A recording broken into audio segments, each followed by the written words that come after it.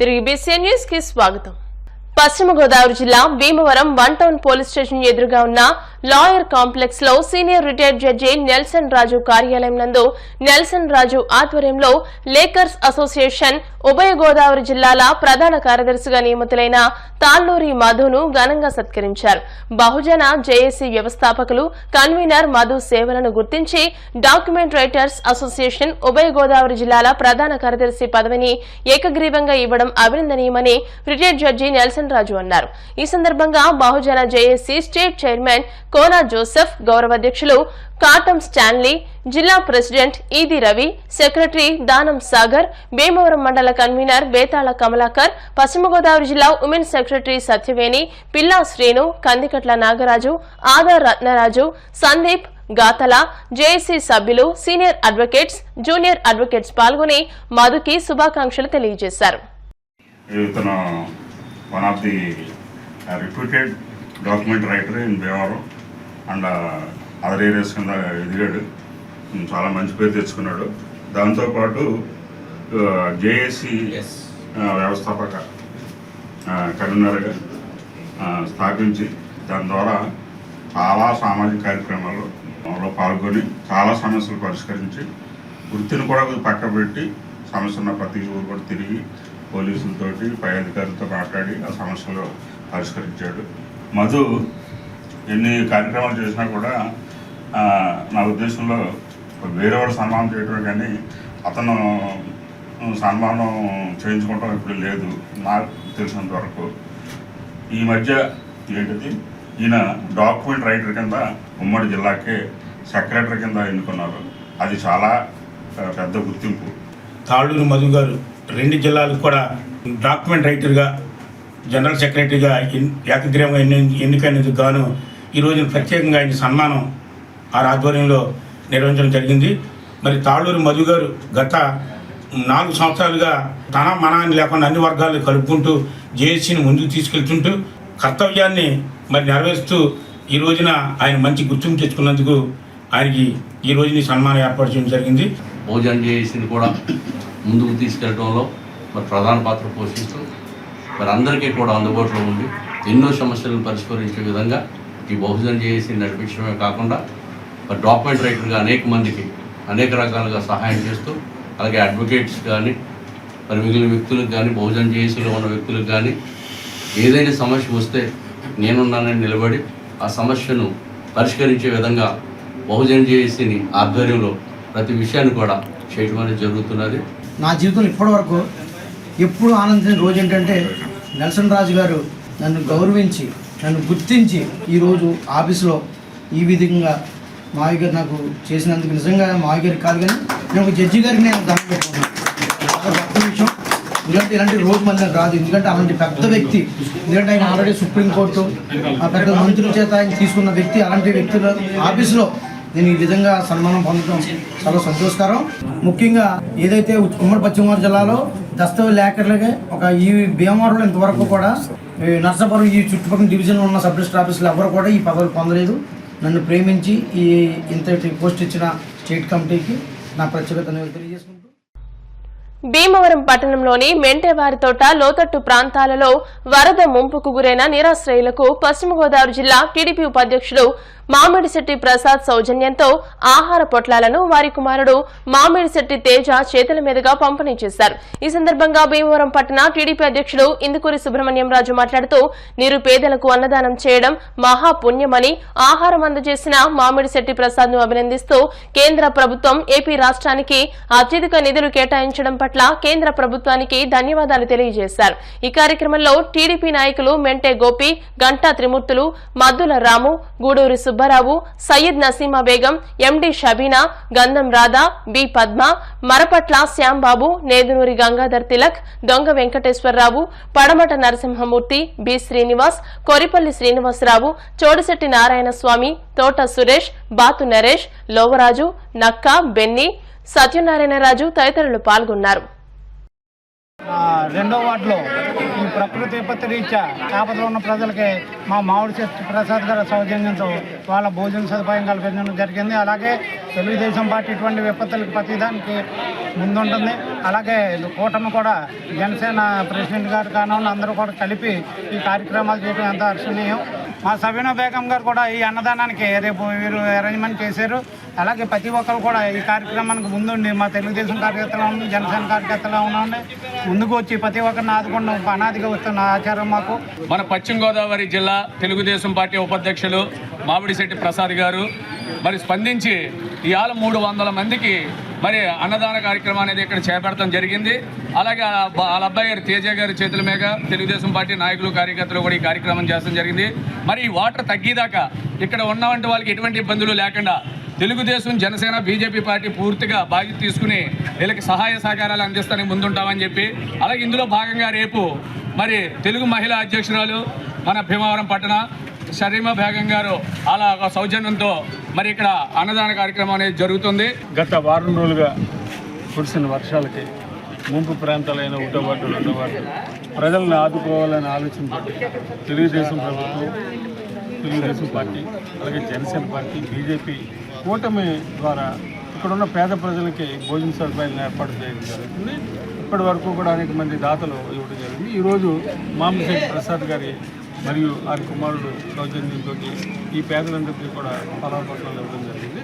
మరి ఇదే కార్యక్రమాన్ని స్ఫూర్తిగా తీసుకుని ఈ వరద ప్రాంతాన్ని వరద తగ్గేంత వరకు కూడా పేద ప్రజల్ని దాతలు ఆదుకోవాల్సిందిగా కోరుకుంటూ, కేంద్ర ప్రభుత్వం బడ్జెట్లో ఆంధ్రప్రదేశ్ రాష్ట్రానికి మొండి చేయి చూపించిందని, ఆంధ్రప్రదేశ్ గురించి ప్రస్తావన ఉన్నప్పటికీ నిధుల కేటాయింపులో తీరని అన్యాయం జరిగిందని సిపిఎం జిల్లా కార్యవర్గ సభ్యులు జేఎన్వి గోపాలన్ విమర్శించారు. మండల కేంద్రమైన ఉండి పెదవంతెన సెంటర్లో కేంద్ర ప్రభుత్వ బడ్జెట్ కు వ్యతిరేకంగా సిపిఎం మండల కార్యదర్శి దనికొండ శ్రీనివాస్ ఆధ్వర్యంలో మాటలు ఫుల్ నిధులు నిల్ అనే పేరుతో నిరసన కార్యక్రమాన్ని చేపట్టారు.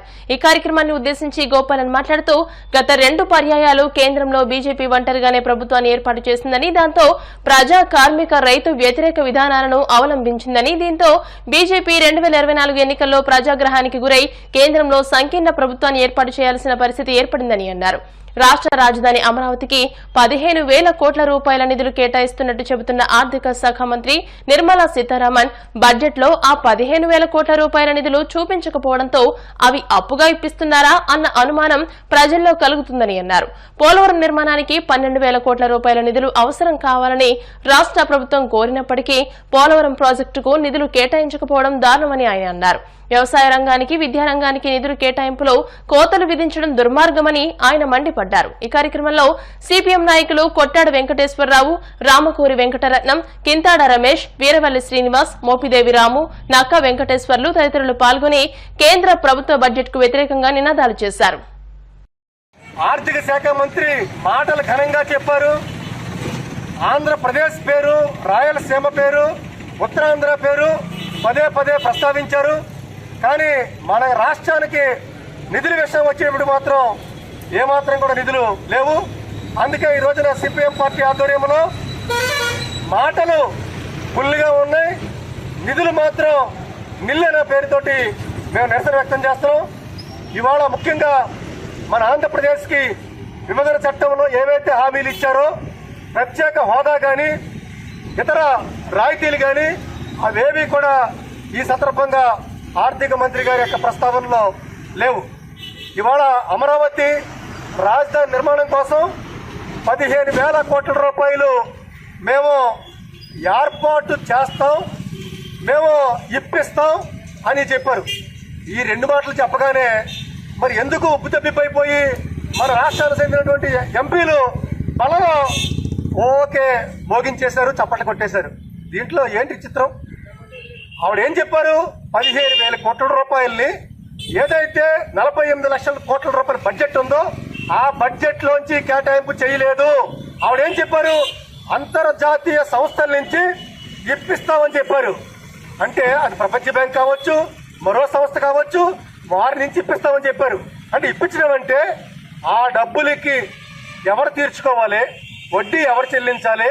కేంద్ర ప్రభుత్వమే కనుక బయట సంస్థల నుంచి ఇప్పించినా మన రాష్ట్రానికి అభ్యంతరమేం కాదు.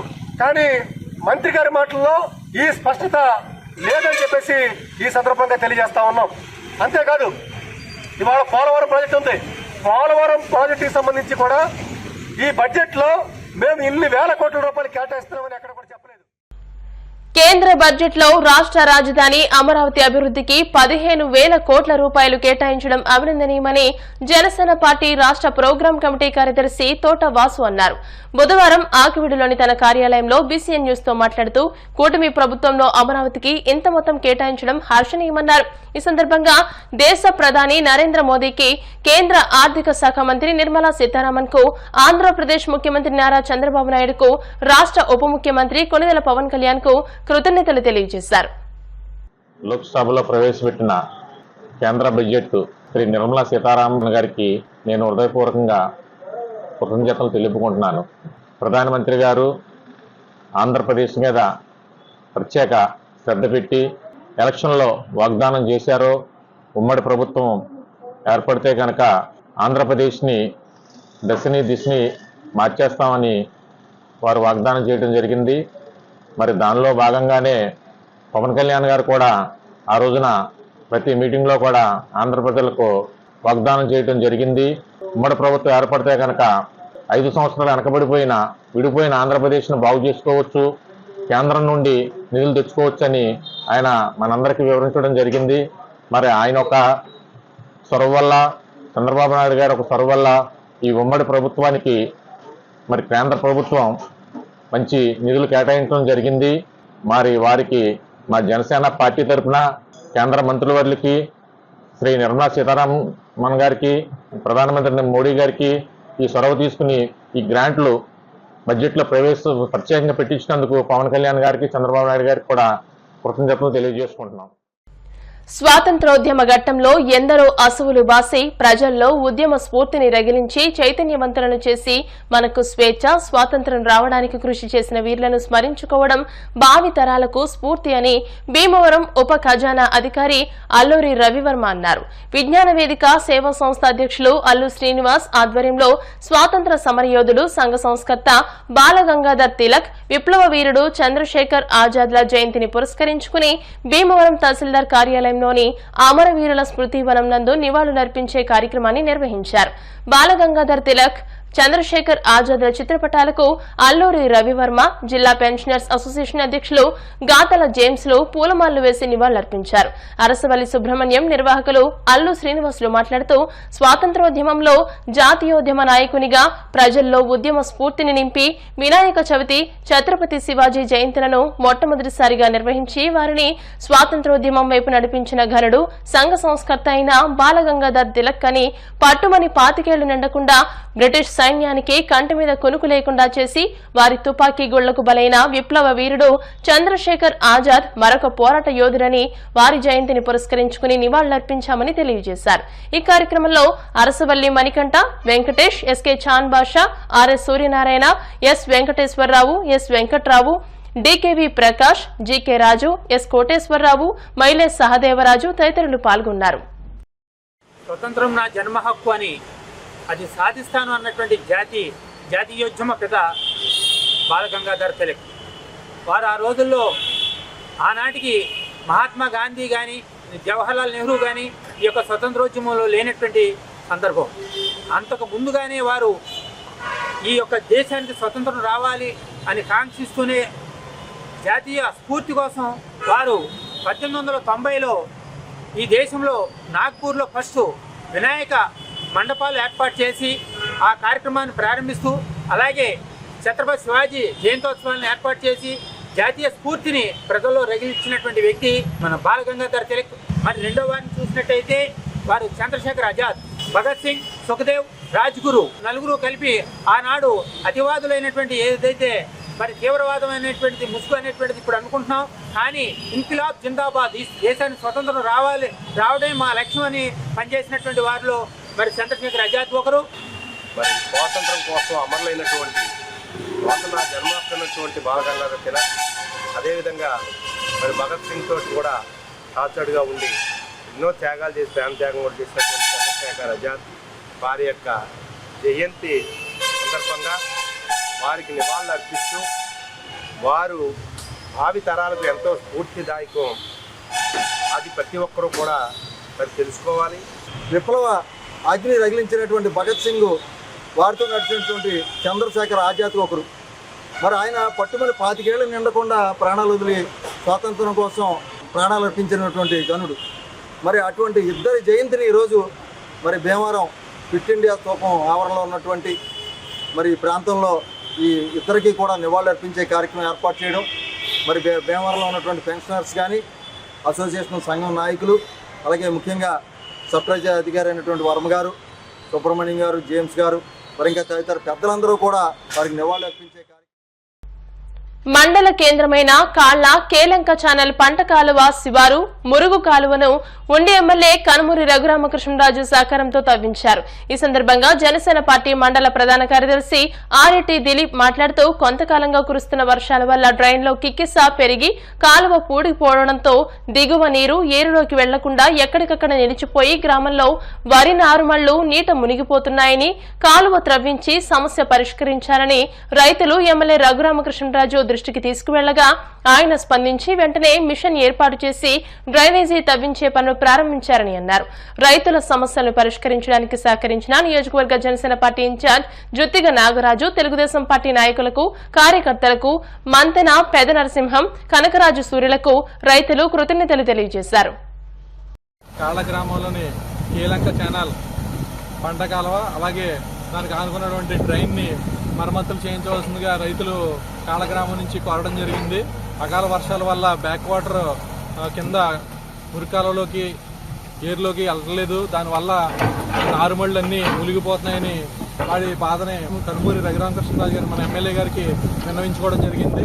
ఆయన వెంటనే స్పందించి డ్రైనేజ్ డెవలప్మెంట్ ఫండ్స్ ద్వారా నిధుల్ని సమకూర్చి మన కాలువ తవ్వడానికి ఈరోజు మిషన్ ఏర్పాటు చేయడం జరిగింది. ఈ బ్యాక్ వాటర్ వెళ్ళడానికి 2-3 బోధులు ఇంకా పూడికతో ఉన్నాయి. వాటిని కూడా తొలగించినట్లయితే మన సమస్య తీరుతుంది. ఆ వరకు ఇప్పుడు జరుగుతుంది. మిగిలిన పని కూడా మన గ్రామ పెద్దలు అలాగే తెలుగుదేశం జనసేన నాయకుల సహకారంతో ఆ పని కూడా పూర్తి చేయడం జరుగుతుంది.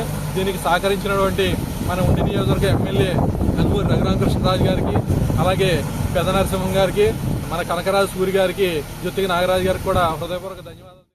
వార్తలు ముగించే ముందు ముఖ్యాంశాలు మరోసారి. ప్రజా అవసరాలను దృష్టిలో పెట్టుకుని ప్రధాని మోదీ బడ్జెట్ కు రూపకల్పన చేశారు. బీజేపీ రాష్ట్ర క్రమశిక్షణ కమిటీ చైర్మన్ పాకా సత్యనారాయణ. భీమవరం 2వ వార్డు ముంపు బాధితులకు ఎమ్మెల్యే రామాంజనేయులు కుమారుడు ప్రశాంత్ సౌజన్యంతో భోజనాల పంపిణీ. కేంద్ర ప్రభుత్వ బడ్జెట్ ను నిరసిస్తూ సిపిఎం పార్టీ ఆధ్వర్యంలో భీమవరం ఉండీలలో ధర్నా. వ్యక్తిగత సమాచారాలను ఎవరితోనూ పంచుకోవద్దు, వేధింపులకు గురి చేస్తే వెంటనే పోలీసులకు సమాచారం అందించాలి. భీమవరం కేజీఆర్ఎల్ కళాశాలలో సైబర్ నేరాలపై నిర్వహించిన అవగాహన కార్యక్రమంలో డీఎస్పీ నారాయణ స్వామిరెడ్డి. ఈ వార్తలు ఇంతటితో సమాప్తం. మరిన్ని వార్తల కోసం BCN digital YouTube channel, Facebook page ని ఫాలో అవ్వండి. అప్డేటెడ్ వార్తల కోసం ప్లీజ్ సబ్స్క్రైబ్.